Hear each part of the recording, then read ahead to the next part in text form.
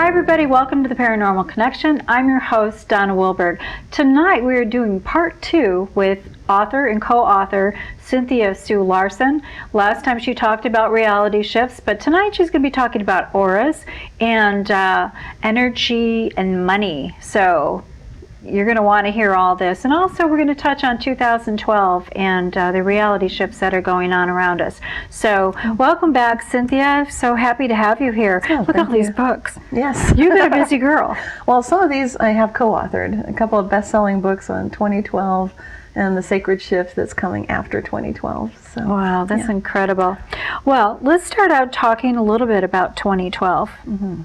What do we have to look forward to? What are your thoughts on that? Well, we're in 2012 right now. So the way I look at it and the way I explain it when people ask me about it is that we're already experiencing a lot of what we would expect to see at December 21st, 2012. And I know there's controversy over the date, and I'm going to skip that controversy for right now and just focus on the changes themselves. What are we experiencing? Mm-hmm. This is a time right now of a great awakening on the planet, and it's an awakening of consciousness, an awakening of awareness, and it's a time that was prophesied by some of the indigenous peoples the world over. So these are times that are expected. The Mayans, of course, are the ones that drew our attention to 2012.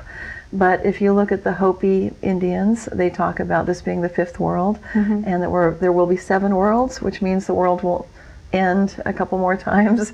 But each time it's so-called, I'm putting quotes up for ends, because I don't see this as the end of the world in the sense that everything will come to a complete cataclysm. Because what I hear and what I see when I study these ancient stories, and the Hopi talk about the times that go back, the times the world ended before with the Great Flood, and what happened, that people kept the Kopavi, which is the crown chakra, open to receive fresh information, and they kept their hearts open so that they understood that what really matters is the connections in your life and real love and compassion, being caring, and with those abilities, they know that those are the people that made it through, that it was just fine. And I'm just trying to sum up all of it. There's a lot of information here, but that's basically the key to all of it.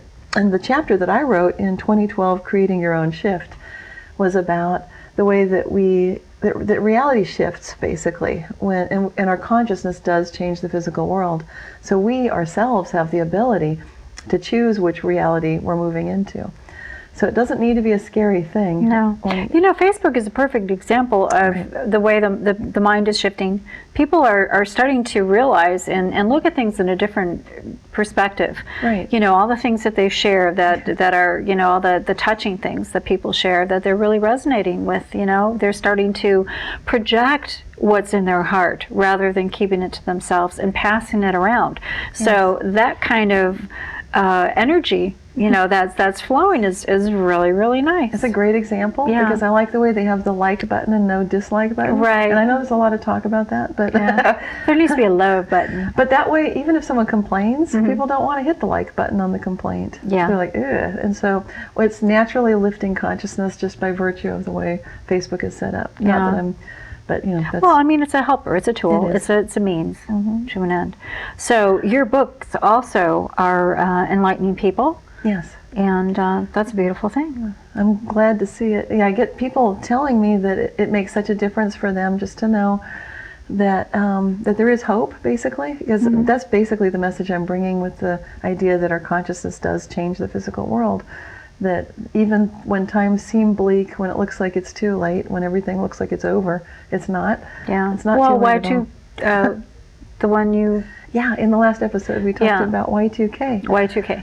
And that's funny now because people barely remember that anybody was scared about it. Yeah. And now 2012 is the next thing up. I have done some remote viewing of 2012. I've done that with groups, workshop participants. And what we saw on December 21st, 2012 was, we felt it more than saw it, and many of us experienced it, was just this feeling of high vibration, of just love, unconditional divine love, and a sense of connectedness.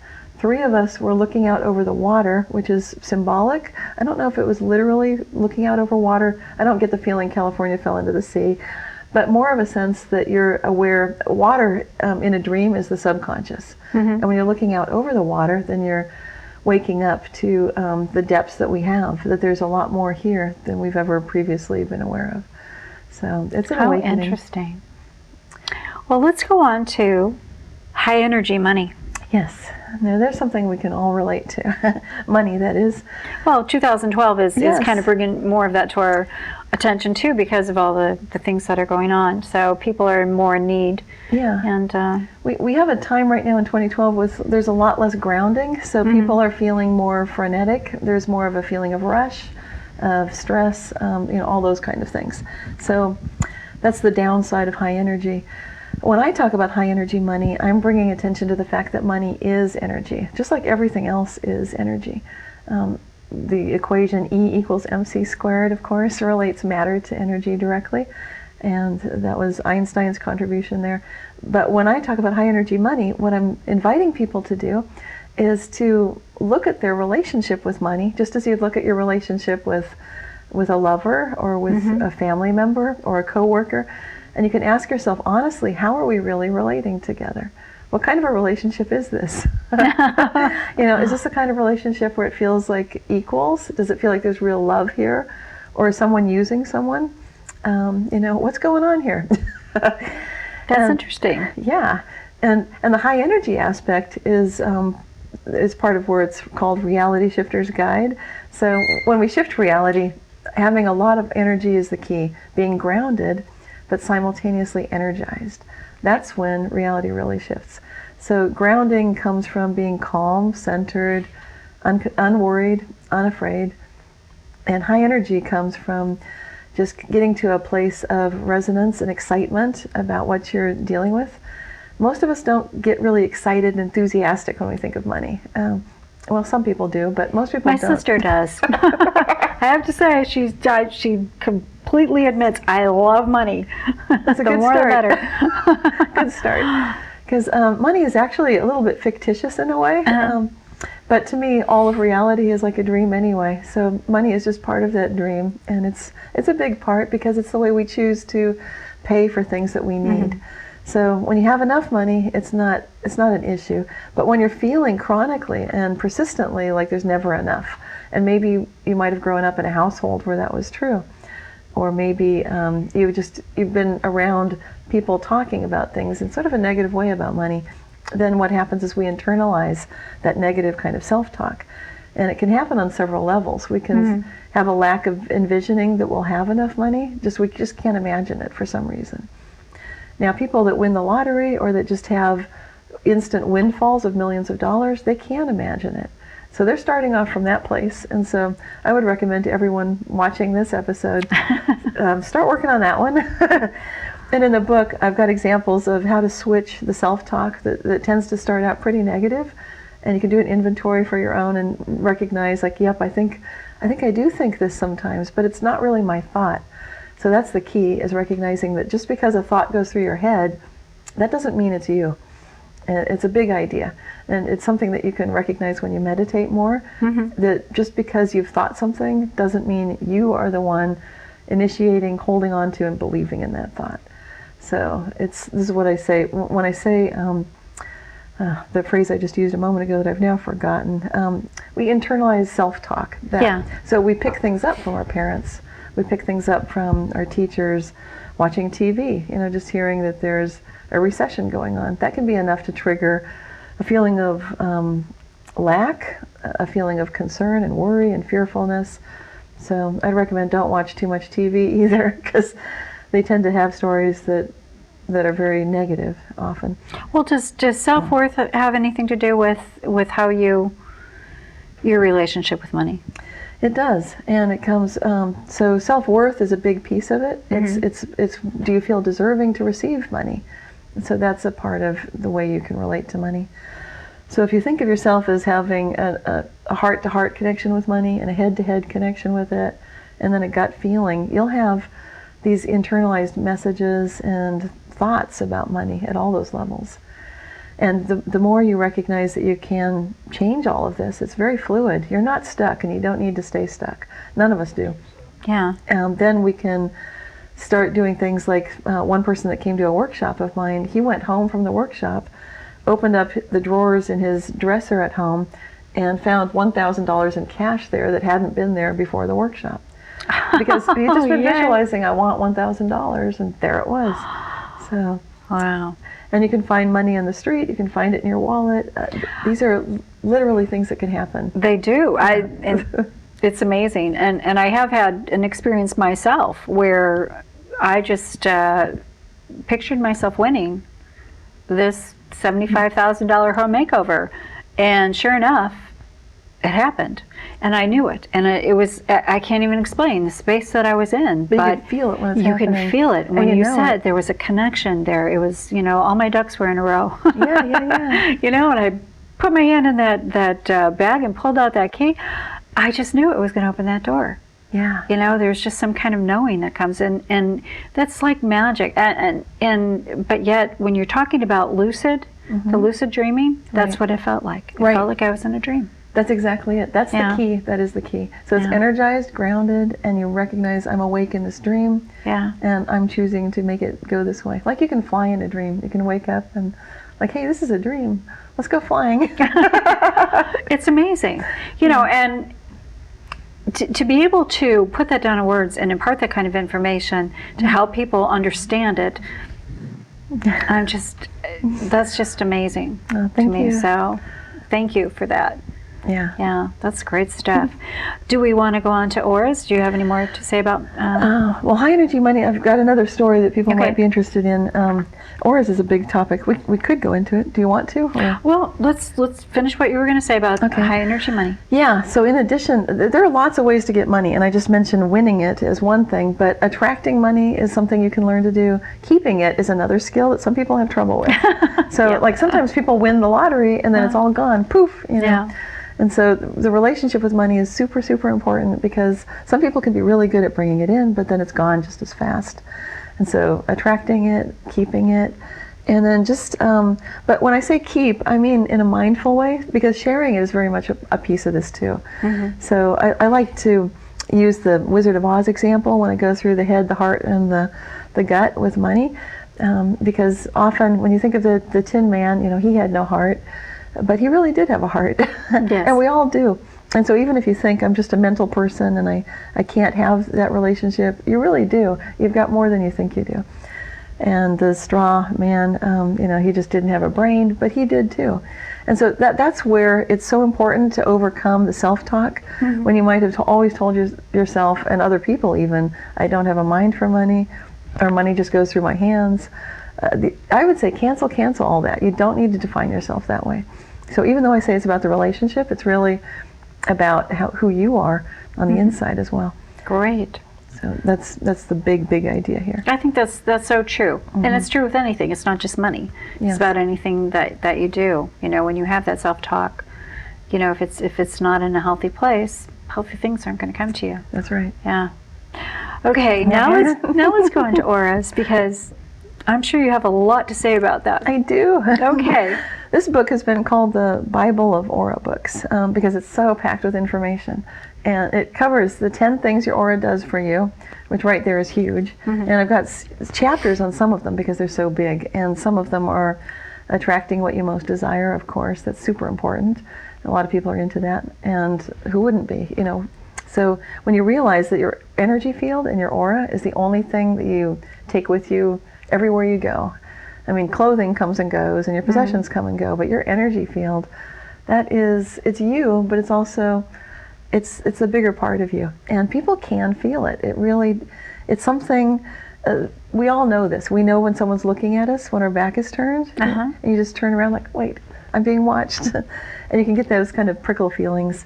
And there's been research done about this. So it includes some of the research behind how it is that we know that we can feel the connections between others. That's like an energy cord connection that we have. So I'm skipping all around here. I think the biggest idea behind Aura Advantage is the idea that we are energy and that we can also work with this. So you're given what you're given at birth, which is you've got certain skills, just like you've got a body that you came with, and your energy field is set up a certain way. you also have the ability to work with that energy field. And so there are chapters on color therapy. There's one chapter on how to choose colors to change your energy. So if you're feeling depressed, then you could wear some colors that would move you in a direction that would bring better balance to you, such as yellow. Athletes do well when they wear red. It's been scientifically proven that a team wearing red is statistically going to outperform the teams that don't wear red. So that's something very powerful as well. And if you want to study the energy field itself, there's a whole chapter in this book about how to read energy fields and what the colors mean. So it's a huge book, very big. There's also one on aura photography that you can take a regular camera and take aura pictures with it. Oh. So I don't know which of these subjects. I mean, this is a big book. Well, we've talked about aura photography on the show before, and that's fascinating. It is in itself. I didn't know you could do that with a regular camera. Yeah. Nice. You can charge it up. What you do is you set the intention that you're going to be taking energy pictures, or to see the world through, or to see God's world, or see the world through the true nature of reality, and just to have that true sense of that's what you're going to be doing. Then you can hold it close to you, usually somewhere between your heart and your throat chakras, and there's a lot of energy there that's very conducive to charging the camera up. And I've got some stories in the book that describe how some regular photographers have done this and just been able to do basically remote viewing with the camera and take pictures of places other than where they really are. You can get orb pictures this way. You can get energy fields around people's heads. So it's a lot of fun. Wow. Yeah. We took pictures. I have a friend who takes orb pictures at a Dave Matthews concert, and when it first began, oh my God, there were so many orbs. It was insane. Yeah. So insane. And as things calmed down and everything, they dissipated. And then when there'd be a flare, again, you'd see all that energy all the energy. It was just incredible. But I didn't know that you could actually see the auras and stuff through there. That's fascinating. Now, you mentioned the 10 different things that our auras do for us. Right. So I talked about a couple of the 10. One would be attracting what you most desire. Okay. And so that's really powerful stuff. And you want to do that by focusing on what you want to bring to you, and just visualizing success, powering up that feeling of love for what it is, and doing something nice for people. There are more steps, but that's the core of it. Another thing that the energy field does for you is protect you. So it's very, very good at knowing when something dangerous is in your energy field or approaching you. So you can actually work with that and make it stronger, so you never get on an airplane that's going to crash, that you're never at the scene of a terrible accident. You can do this all the time. Wow. It can also help to make sure that what you eat is good for you, that you're not going to have adverse effects if you travel, and you won't get terribly sick when you're eating the native food and that kind of thing. So it's a good skill to have, and you can do this working with the energy field. And you can also, I mentioned that you can tell when people are observing you. So that's awareness of your surroundings, which is very amazing skill to do with the energy field, that you can have like 360-degree vision just all the time, just a sense of what's going on. And that's very useful as well, so that you can know when there's an opportunity. You can get a feeling like, I just have to get up and run out the door right now, I don't know why. And you go out and then you meet someone that you'd always wanted to meet. Could be a celebrity or someone that you need to talk to. How fun. Yeah. I always thought this was sort of internal. Most people look at it that way. Yeah. But I like to look at the whole thing for the energy field. Well, that's interesting, because, you're paying attention to what's in here and not what's out here. Right. So when you get the whole package going, wow. Yeah, there's a lot more to it. Yeah.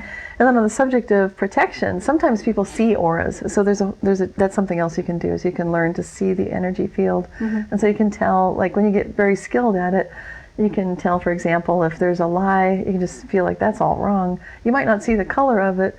Some people would see that as just a really putrid color of green, or they might just get a terrible feeling, like that's not even true. Yeah. So you can protect yourself that way. And there's a story in the book about a woman that once saw people getting into an elevator, but she felt like they had no auras. and then the doors closed and the elevator dropped, and it was back before they had safety catches. And that elevator just dropped straight down, and everybody in the elevator died. And she'd seen that they had no energy fields. Wow. Just when they were getting in the elevator. So interesting. Yeah. There's so much to know. Right. And you, let's talk a little bit about your background in physics, because for those of you who missed the first episode when we talked about reality shift, Cynthia knows a lot about this stuff. So you've really expanded your knowledge into areas that are so fascinating, you know, and combining science with spirituality and is such a beautiful thing. Yeah, well, I'm fascinated by consciousness, and to me that's the core, that's the nature of reality. So it's not so much just the physical things, but yeah, it's all of, it's what's behind it as well. Well, why don't you give your information on where everybody can find your books and where they can look you up?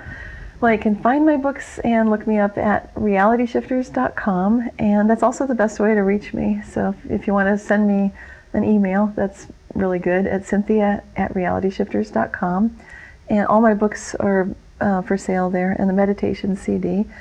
And you can also find them on Amazon.com and BarnesandNoble.com, and pretty much any bookstore just by asking for it. Great. Let's talk a little bit about the Paranormal Connection, shall we? The Paranormal Connection airs the first and third Thursdays of the month at 9:30 p.m. following Ancient Wisdom on Comcast, Channel 17 in Sacramento County. Our companion show, Paranormal Insights, airs on the second and fourth Thursday of the month. You can also watch us online. Go to accesssacramento.org and click on Watch 17. Encores of each show air Friday at 1:30 p.m. and Saturday at 5:30 a.m. Contact me at paranormalconnectiontv@gmail.com and check for upcoming information on all of our guests at paranormalconnectiontv.blogspot.com. Join us on Facebook. Just search for Paranormal Connection. Become a friend, become a fan. Tell us a little bit about your meditation CD.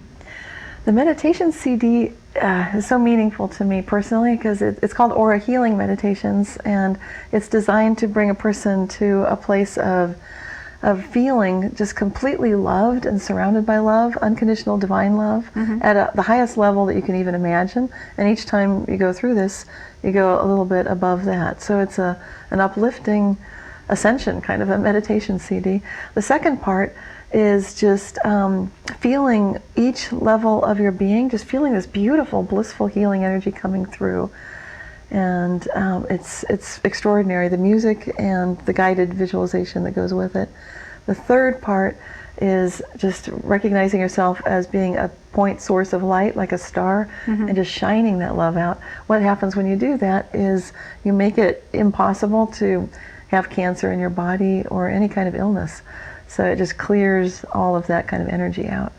So I can't say that it heals cancer, but I can tell you many people have had really good results, and myself included. It's very calming, and it's good for caregivers. So people that do energy work for a living and they feel drained at the end of the day, this is often the reset vehicle of choice, that they keep coming back to this. Well, the tones. Yes. Have a different reaction with our chakras, and you know, kind of fine tune them or clean them out or do all kinds of interesting things. So to have the gift to put that together, and I have a feeling that this did just happen for you. This was so meaningful to me.